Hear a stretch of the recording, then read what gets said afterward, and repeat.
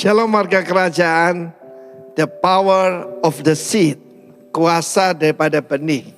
Mulai bulan Januari dan Februari kita berbicara tentang ragi, kita berbicara juga hari ini tentang mustard seed. Ada satu perumpamaan yang disampaikan Tuhan Yesus, kerajaan sorga itu seumpama, selalu dengan perumpamaan. Orang menaburkan benih yang baik di ladangnya. Tapi waktu semua orang sedang tidur, perhatikan kalau orang tidur tuh artinya tidak berjaga-jaga atau prayerlessness, ya, jadi tidak lagi berdoa atau berjaga. Datang musuhnya menaburkan benih yang tidak baik, benih lalang. Ketika semua mulai bertumbuh, kelihatan lalangnya. Kita tahu bagaimana alang-alang itu tegak berdiri, tapi padi tunduk ya. Tunduk artinya seperti Kristus rendah hati, ya toh. Tetapi saudaraku, dia berkata, Tuhan, kenapa itu ada lalang? Dari mana itu? Seorang musuh yang melakukannya. Kalau kita hidup ini tidak tahu kita punya musuh, celaka kita. Jadi maukah Tuhan supaya kami mencabut? Jangan. Nanti hati-hati kalau mencabut, gandumnya ikut tercabut. Nanti akhir zaman, ya biarkan. Sekarang akhir zaman itu, ya maka akan ada penuai. Dan juga lalang itu akan dibakar. Keterangannya di dalam ayat selanjutnya, ayat 31 dan selanjutnya. Itu ayat tentang biji sesawi. Tapi yang saya mau terangkan adalah arti daripada perumpamaan ini. Yesus berkata yang menaburkan adalah the Son of Man, Kristus. Dan ladang itu bukan gereja. Ladang itu adalah the world, dunia. Ya, kosmos, sistem dunia ini. Jadi untuk bisa berpengaruh, harus ditanam di dalam ladang itu yaitu dunia. Dan kita tahu yang disebutkan yang benih yang baik adalah the sons of the kingdom. Saya yang diterjemahkan dalam King James maupun New King James Version, children of the kingdom. Saya mau beritahu children tidak akan memberikan pengaruh. Tetapi huios, seorang putra kerajaan yang tahu hak-haknya. Dan seorang yang dewasa akan bertumbuh sebagai gandum yang luar biasa. Dan firman Allah mengatakan yang menaburkan benih yang jahat itu, yang ditaburkan yang tidak baik adalah the sons of the dari kerajaan kegelapan ya, daripada the evil one. Itu musuh kita. Tetapi puji Tuhan akhir zaman ini nanti yang menuai adalah malaikat. Malaikat bukannya pakai sayap itu saja, tetapi the messenger. Anda dan saya dipanggil jadi messenger of God. Dan perhatikan, harus ditanam, masuk dalam tanah baru bisa berbuah. Tidak ada benih yang berguna kalau ditaruh dalam sebuah kontainer, sebuah kotak begitu. Tetapi harus dimasukkan dalam tanah. Ketika Tuhan manggil saya tahun 89 untuk pergi ke Pulau Bali, saya langsung minta pindah dan bahkan saya dilarang oleh Pak Lurah. Jangan Mas Arifin, jangan keluar dari Surabaya. Susah jadi warga kota ini. Saya bilang saya dipanggil Tuhan. Dia berkata, waduh kalau Gusti Allah saya tidak berani. Kata sambil tersenyum Pak Lurahnya. Dan saya pindah kemari. Saya menaruh hidup saya di sini. Dan look what the Lord has done. Gandum itu tumbuh. Tetapi selalu ada. Yaitu anak-anak daripada si iblis itu. Penuduh. Anak-anak daripada si jahat. The sons of the wicked one. Jangan khawatir. Ya, biarkan saja tumbuh, nanti akan tiba waktunya akan dipisah-pisahkan. Pemisahan, separation adalah cara Tuhan untuk menunjukkan kemuliaannya. Shalom marga kerajaan. Siap untuk menjadi the sons of the kingdom yang ditanam di dunia. God bless you. We are in the world but not of the world. Tuhan memberkati kita semua. Amin.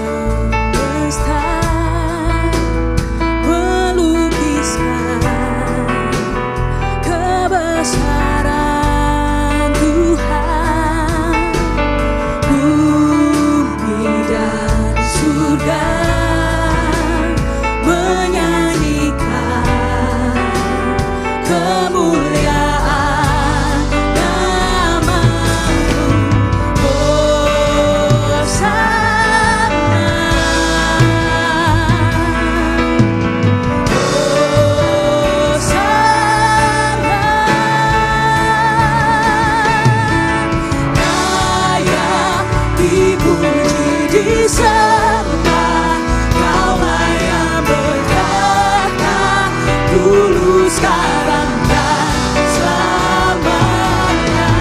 Raja atas segala raja, nama-Mu besar dan mulia.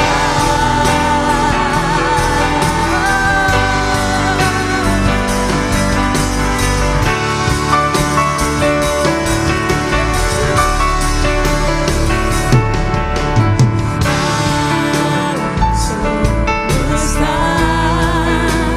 melukiskan kebesaran Tuhan. Bumi dan surga menyanyikan kemuliaan nama-Mu. Hosana,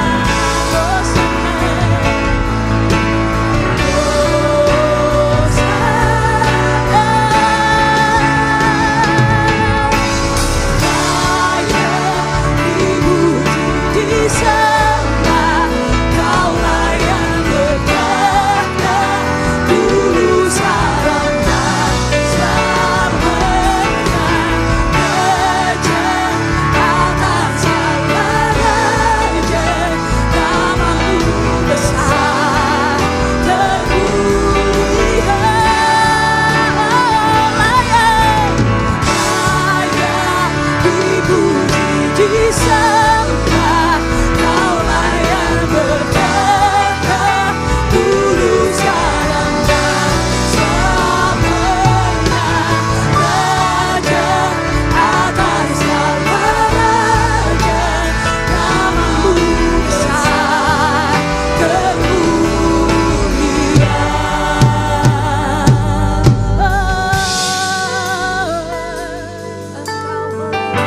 Hanya Kau yang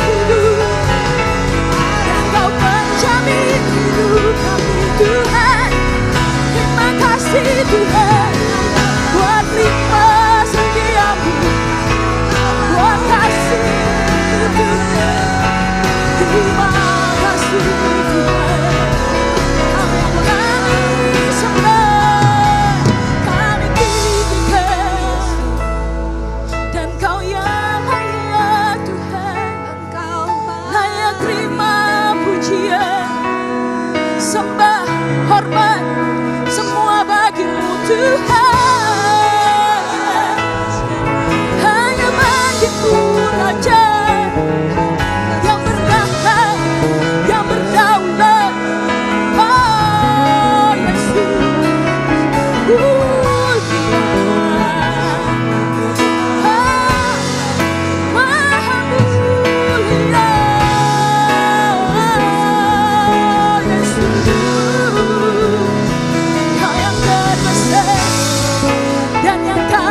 tinggikan dan yang kami muliakan hanya nama Yesus, hanya nama Yesus, Yesus, Yesus. Kami serukan nama Yesus, Yesus.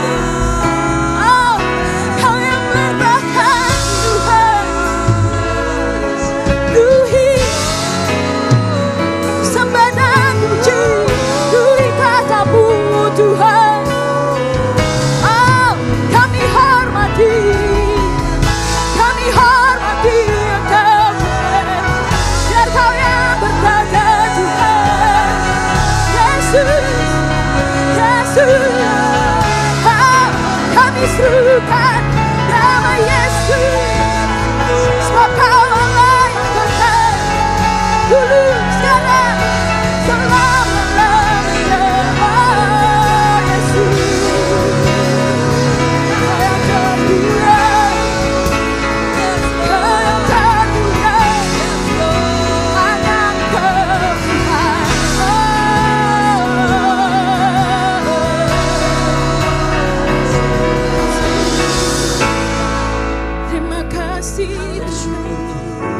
Dan Kau yang melawat, dan Kau memenuhi penjama kami Tuhan. Segala pujian hanya bagimu, segala sembah hanya bagimu Tuhan, dan Kau yang terima kemuliaan. Yesus, hanya Kau yang ditinggikan, yang dimuliakan, hanya Yesus, dan Kau yang bertahan. Oh, pujian bagimu Tuhan, oh, hormat bagimu Raja, sebab Kau yang kami tinggikan. Oh, Yesus, besar Kau dalam kami Tuhan. Oh, Yesus, be lifted higher, amen, higher, be lifted higher, Jesus, you be lifted higher, amen, higher, be lifted higher, Jesus, you be lifted up, Jesus, you be lifted higher, higher, higher.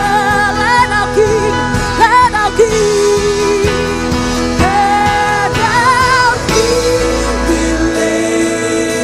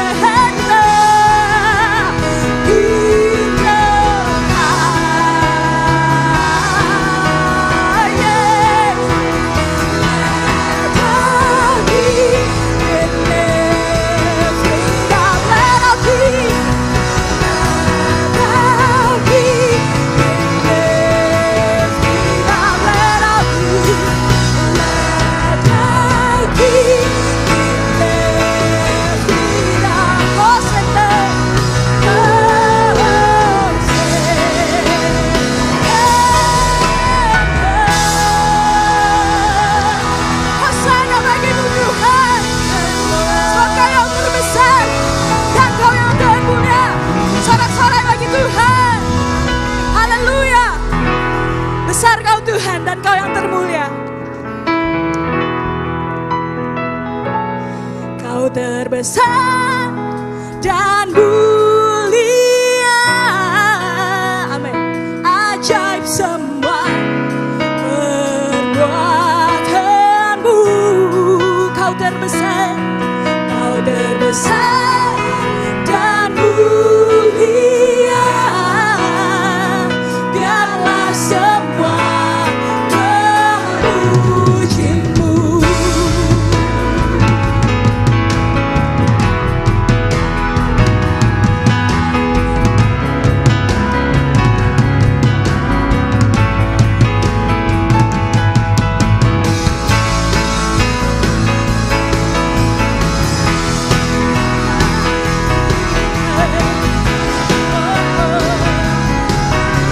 Ini hati kami Tuhan. Senang hati aku memuji, senang jiwaku bernyanyi, karena Roh-Mu ada dalamku. Tuhan,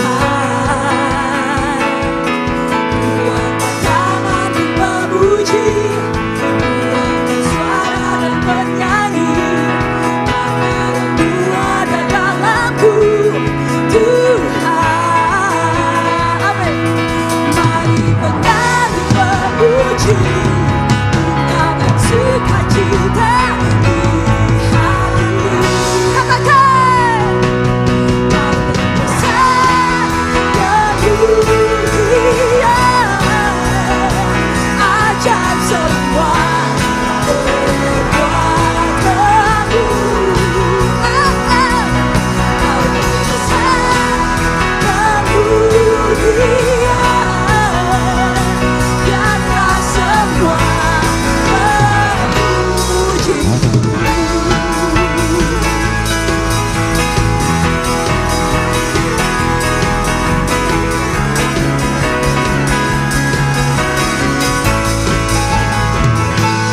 Senang hati aku memuji, senang jiwa aku bernyanyi, karena Roh-Mu ada dalamku.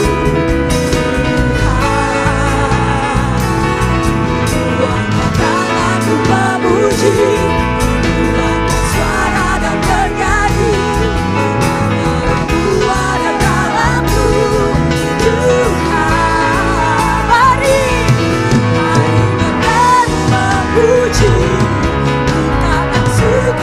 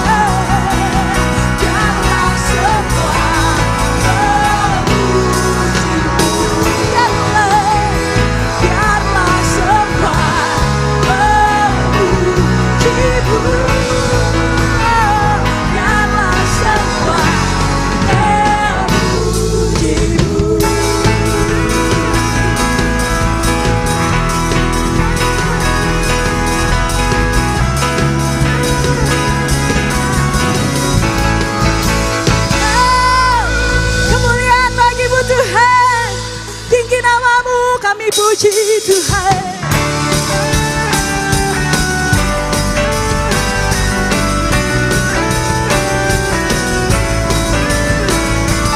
Dasar dari yang kuharapkan, mari dengan iman, bukti dari segala yang tak kulihat. Iman berikanku kekuatan untuk melakukan perkara yang hebat bersama Rohmu.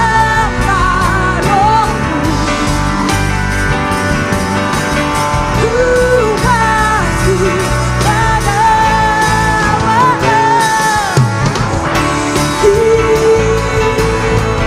namamu dipuji dengan kemuliaan.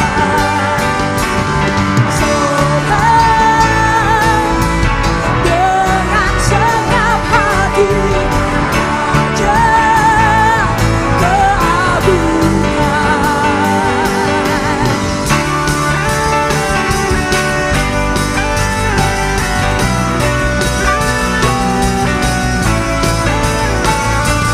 Kau tak biarkan pencobaan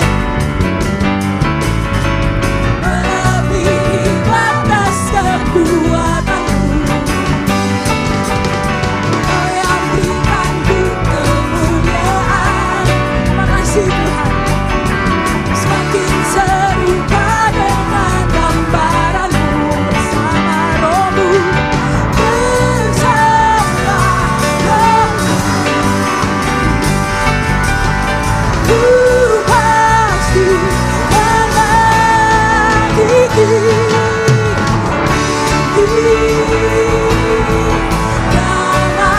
dipuji dengan kemuliaan. Saudara dengan segenap hati Raja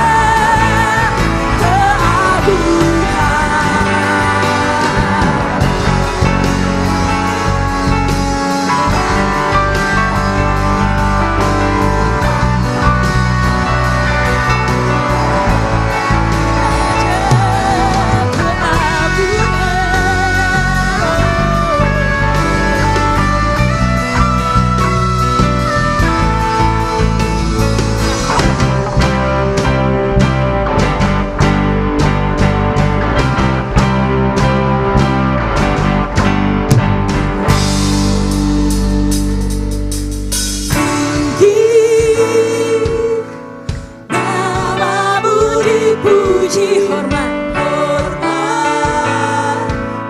kemuliaan. Sorak dengan segenap hati Raja keagungan.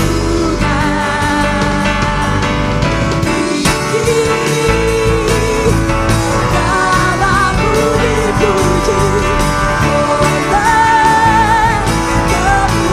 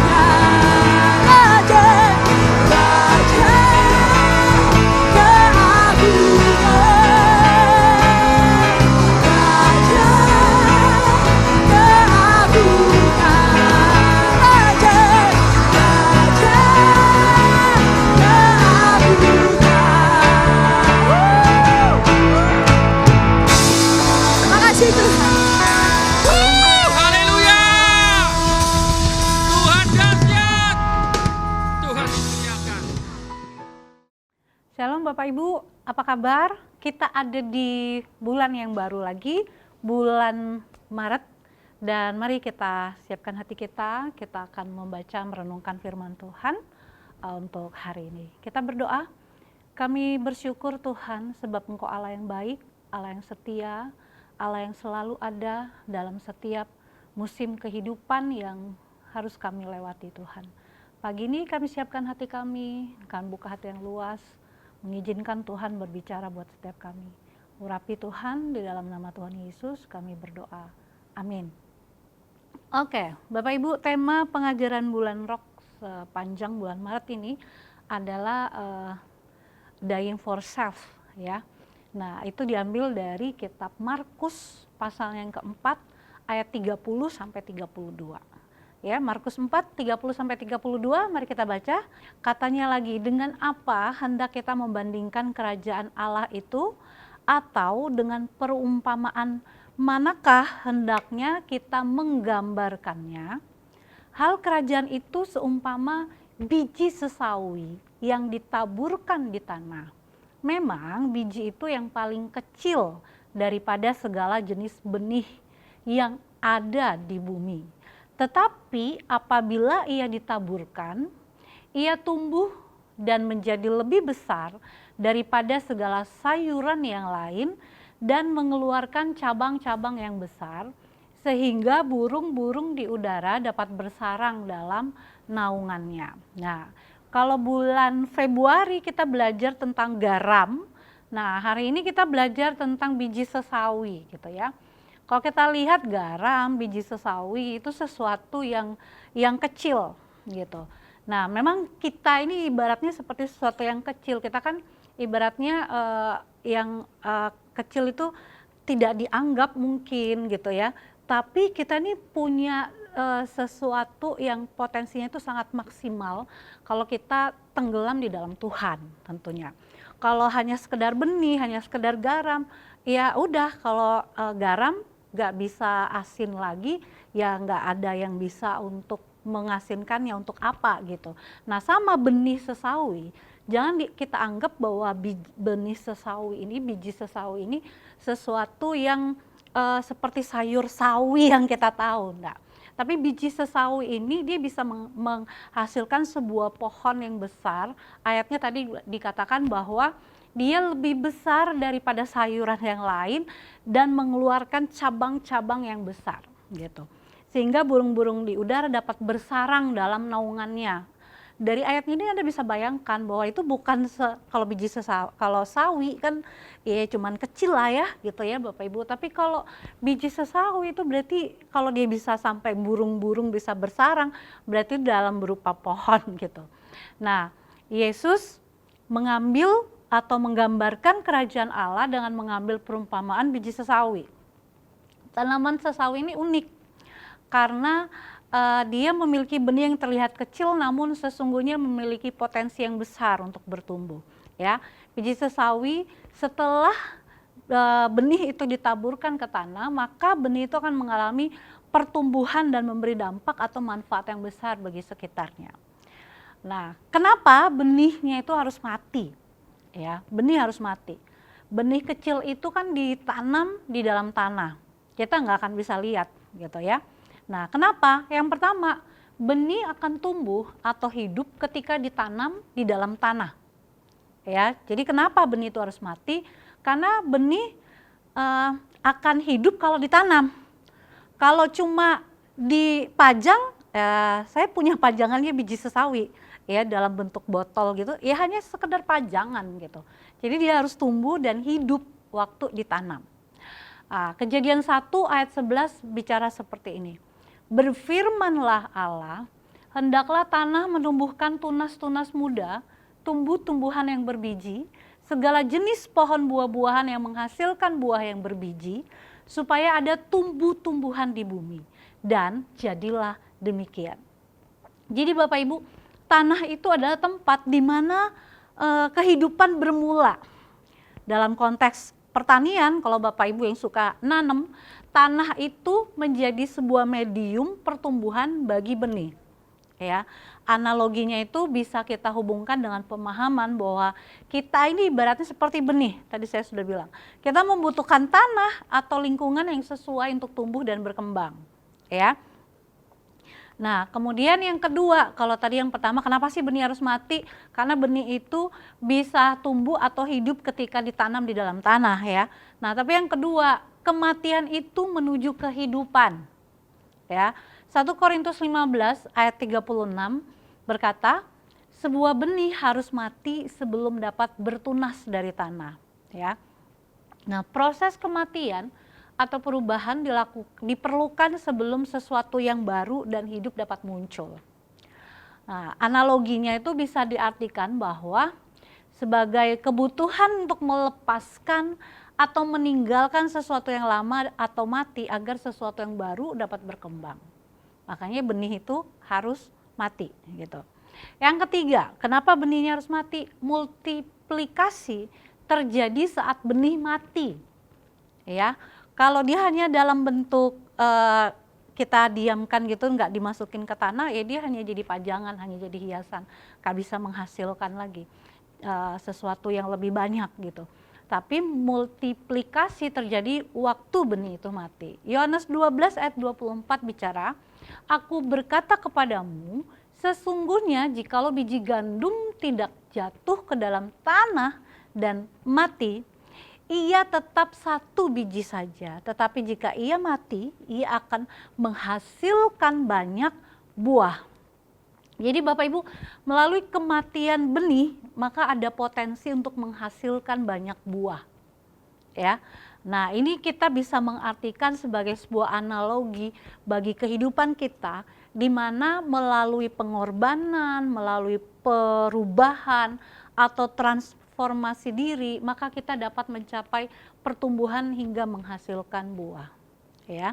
Nah, sekarang apa sih disebut benih gitu kan? Benih itu selalu merupakan gambaran kehidupan yang baru. Ya, namun benih biji sesawi tersebut harus mati agar kehidupan dapat berkembang. Saat mati, ia berubah menjadi akar yang tumbuh dalam dan batang yang segera keluar dari tanah ke udara untuk tumbuh dan berkembang. Ya, namun benih itu juga gambaran diri kita secara pribadi. Ya, kita dituntut untuk mati terhadap dosa, mati terhadap keegoisan kita mungkin ya, terhadap sifat kedagingan kita yang lama, dan bangkit kembali dengan hati yang baru dan roh yang benar. Kemudian kita menjalani kehidupan kita yang baru dengan motif-motif baru yang datang dari Yesus. Ya, jadi benih apa? Keegoisan, iri hati, kemudian apa? Cemburu gitu ya, curiga sama orang, apapun itu. Nah, itu harus mati gitu. Sifat kedagingan kita itu harus mati, ya. Nah, oleh karena itu Bapak Ibu, pelajaran yang bisa kita ambil ini juga berlaku bagi kita masing-masing, bahwa kita harus mati terhadap sifat mengutamakan kepentingan diri kita sendiri dan mementingkan diri sendiri di dunia ini, dan akhirnya kita bangkit untuk menjadi seorang pribadi yang hidup untuk mencintai Tuhan dan orang lain lebih dari diri kita sendiri, ya. Nah, ayat-ayatnya saya sampaikan. Yohanes 11 ayat 25 sampai 26. Jawab Yesus, akulah kebangkitan dan hidup, barang siapa percaya kepadaku, ia akan hidup walaupun ia sudah mati, dan setiap orang yang hidup dan yang percaya kepadaku, ia tidak akan mati selama-lamanya. Percayakah engkau akan hal ini? Ya. Kemudian 2 Korintus 5 ayat 21, ayatnya bilang, dia yang tidak mengenal dosa telah dibuatnya menjadi dosa karena kita, supaya dalam dia kita dibenarkan oleh Allah. Dianya huruf besar Bapak Ibu, berarti Yesus, ya. Yesus yang nggak kenal dosa dibuatnya menjadi dosa karena kita, supaya di dalam Yesus kita dibenarkan oleh Allah. Ayat yang lain Galatia 2 ayat 20. Namun ini ayatnya udah sangat terkenal, mungkin kita sudah sangat hafal. Namun aku hidup, tetapi bukan lagi aku sendiri yang hidup, melainkan Kristus yang hidup di dalam aku. Dan hidupku yang kuhidupi sekarang di dalam daging adalah hidup oleh iman dalam anak Allah yang telah mengasihi aku dan menyerahkan dirinya untuk aku. Ya, nah sekarang bagaimana penerapannya pada kehidupan kita sendiri, Bapak Ibu? Yang pertama, kita harus mematikan semua yang duniawi. Ya, Kolose 3 ayat 5a, karena itu matikanlah dalam dirimu segala sesuatu yang duniawi. Matikanlah dalam dirimu segala sesuatu yang duniawi. Coba kita renungkan, apa yang perlu kita matikan? Ya tadi, keegoisan kita, iri hati, cemburu, dengki gitu ya. Percabulan mungkin, persinahan gitu ya. Apapun, matikan dalam dirimu segala sesuatu yang duniawi. Roma 8 ayat 13, sebab jika kamu hidup menurut daging, kamu akan mati. Tetapi jika oleh roh, kamu mematikan perbuatan-perbuatan tubuhmu, kamu akan hidup. Bapak Ibu, keduniawian di sini mengacu pada hal-hal yang berkaitan dengan dunia materi, keinginan duniawi gitu ya, dan hal-hal yang dapat menghalangi hubungan kita dengan Tuhan. Nah, penerapannya bagaimana? Dalam kehidupan kita, Bapak Ibu, mari kita berusaha untuk mematikan, melepaskan keinginan-keinginan materi dan duniawi, serta mengendalikan keinginan-keinginan duniawi, supaya terjadi proses transformasi kehidupan dan pilihan untuk hidup sesuai dengan nilai-nilai kerajaan Allah. Ya, matikan semua yang duniawi. Mari kita belajar untuk menguasai diri kita, ya, menguasai diri. Kemudian yang kedua, bagaimana kita menerapkannya dalam kehidupan kita sendiri. Yang pertama, mematikan semua yang duniawi. Yang kedua, kita menyerahkan hak kita untuk melayaninya, huruf besar ya, melayani Tuhan dan sesama. Filipi 2 ayat 5-7, hendaklah kamu dalam hidupmu bersama menaruh pikiran dan perasaan yang terdapat juga dalam Kristus Yesus, yang walaupun dalam rupa Allah, tidak menganggap kesetaraan dengan Allah itu sebagai milik yang harus dipertahankan, melainkan telah mengosongkan dirinya sendiri dan mengambil rupa seorang hamba dan menjadi sama dengan manusia. Kristus adalah teladan yang dengan rela mengosongkan dirinya dan menjadi manusia serta hamba untuk melayani umat manusia. Ya, jadi Alkitab bilang, Filipi 2 ayat 5-7 tadi, kamu dalam hidupmu bersama menaruh pikiran dan perasaan yang terdapat juga dalam Kristus Yesus. Jadi pikiran dan perasaan kita taruh seperti Yesus gitu dalam hidup kita bersama. Nah, penerapannya apa Bapak Ibu? Dalam hidup kita adalah kosongkan diri kita, kecilkan ego, siap menjadi hamba bagi Tuhan, dan mari masuk dalam melayani sesama. Itu artinya apa Bapak Ibu? Mari kita memiliki sikap kerendahan hati, memiliki kasih, memiliki pengorbanan demi kebaikan orang lain. Mari kita konsisten dengan prinsip-prinsip hukum Kristus.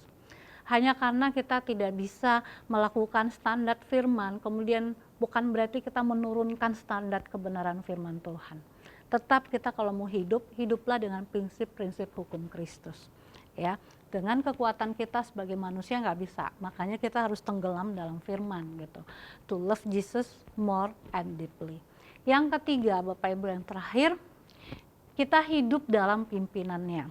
Ya, jadi kalau tadi yang pertama matikan dulu semua yang duniawi, baru kita serahkan hak kita untuk melayani Tuhan dan sesama. Maka yang ketiga, biar kita hidup dalam pimpinan Tuhan. Galatia 5 ayat 25, jikalau kita hidup oleh Roh, baiklah hidup kita juga dipimpin oleh Roh. Ya, ini artinya bahwa mari kita biarkan Roh Kudus yang menuntun dan menuntun langkah kita. Ya, Roh Kudus yang mengajarkan kita. Ini juga berarti bahwa kita mendengarkan suara Tuhan. Mari tenggelam dalam doa, dalam merenungkan dan membaca firman Tuhan gitu ya setiap hari. Saya percaya setiap hari firman Tuhan yang kita baca itu nggak akan kembali dengan sia-sia. Walaupun hari-hari ini misalnya pembacaan kita dalam kitab Imamat yang kadang-kadang itu agak-agak susah dimengerti gitu ya. Tapi baca firman setiap hari itu pasti akan memberi efek, paling nggak di hari itu kita ada memiliki kekuatan untuk menguasai diri kita, menghadapi situasi kondisi yang kita nggak tahu apa yang akan terjadi hari itu. Dengan kita hidup sesuai dengan pimpinan Tuhan, maka kita bisa hidup sesuai dengan kehendak Tuhan dan menghasilkan buah-buah roh. Seperti kasih, kita memiliki sukacita, damai sejahtera, kesabaran, kebaikan, ya, kesetiaan, kelemah lembutan, dan penguasaan diri. Nah, mari Bapak Ibu, dengan kita mati terhadap diri kita sendiri, maka kita akan hidup untuk menjadi berkat bagi sesama dan kita memuliakan Tuhan. Amin. Mari kita siapkan roti dan anggur, kita mengaminkan firman Tuhan yang sudah kita baca dan kita renungkan hari ini. Mari kita siapkan roti, kita percaya bahwa roti ini adalah roti biasa. Tapi kita mau manuver bersama dengan tubuh Kristus. Bukankah roti yang kita angkat tinggi melebihi kepala kita dalam persekutuan kita yang mahal dengan tubuh Kristus? Mari kita makan di dalam nama Tuhan Yesus.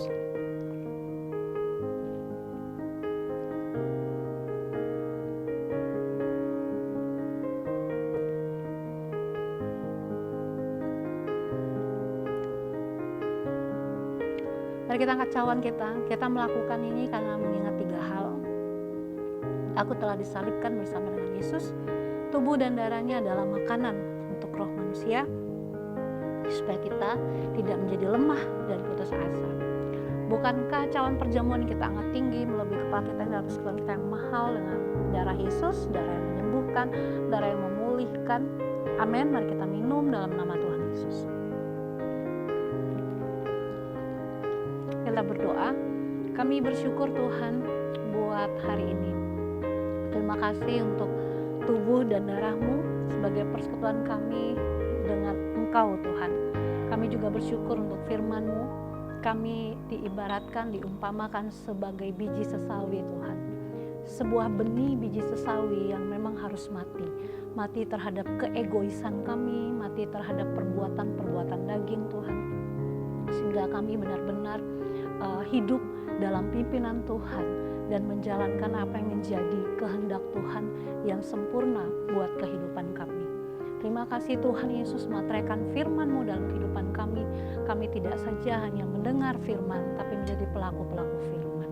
Kami memberkati untuk Indonesia, kami berkati biar presiden, semua para menteri di sisa akhir masa kepemimpinan mereka tetap melakukan tugas dan tanggung jawabnya Tuhan. Kami lepaskan shalom buat Indonesia, roh yang takut akan Tuhan ada atas Indonesia, Indonesia aman, dan kami lepaskan supaya jalan aman ada atas Indonesia. Terima kasih Bapa, kami juga berdoa buat Balikpapan. Shalom Balikpapan, shalom Balikpapan. Jalan aman ada atas Balikpapan, damai sejahtera Tuhan ada atas Balikpapan. Berkati wali kota, hikmat Tuhan bekerja di dalam nama Tuhan Yesus. Terima kasih Tuhan, kami juga memberkati Rock Gateway terbangun dalam kasih karunia Tuhan. Tanda ajaib menyertai pembangunannya di dalam nama Tuhan Yesus. Kami bersyukur, kami juga akan memberikan persembahan sebagai ekspresi kasih kami kepadamu Tuhan. Kami akan mengembalikan persepuluhan, persembahan pembangunan Tuhan, misi diakonia. Kami memberikannya sebagai tanda kasih kami kepada Tuhan. Terima kasih Bapa, terima kasih. Kami bersyukur kepadamu. Mari kita akan mengakhiri ibadah kita. Buka kedua tanganmu, terimalah berkat Tuhan. Kehendak Tuhan buat kita menjadi kepala dan bukan ekor. Diberkati waktu keluar, waktu masuk. Percaya bahwa mulut kita penuh kuasa. Kita kepalkan tangan kita, ucap berkat 3 kali buat tangan kita. Katakan, apa saja yang saya buat dengan tangan saya ini pasti berhasil, sehat, dan beruntung. Apa saja yang saya buat dengan tangan saya ini pasti berhasil, sehat, dan beruntung. Apa saja yang saya buat dengan tangan saya ini pasti berhasil, sehat, dan beruntung. Buka kedua tanganmu, Bapak Ibu, terimalah berkat Tuhan. Tuhan memberkati engkau dan melindungi engkau. Tuhan menyinari engkau dengan wajahnya, memberi engkau kasih karunia. Tuhan menghadapkan wajahnya kepadamu dan memberi shalom damai sejahtera, berlimpahlah dalam pengharapan.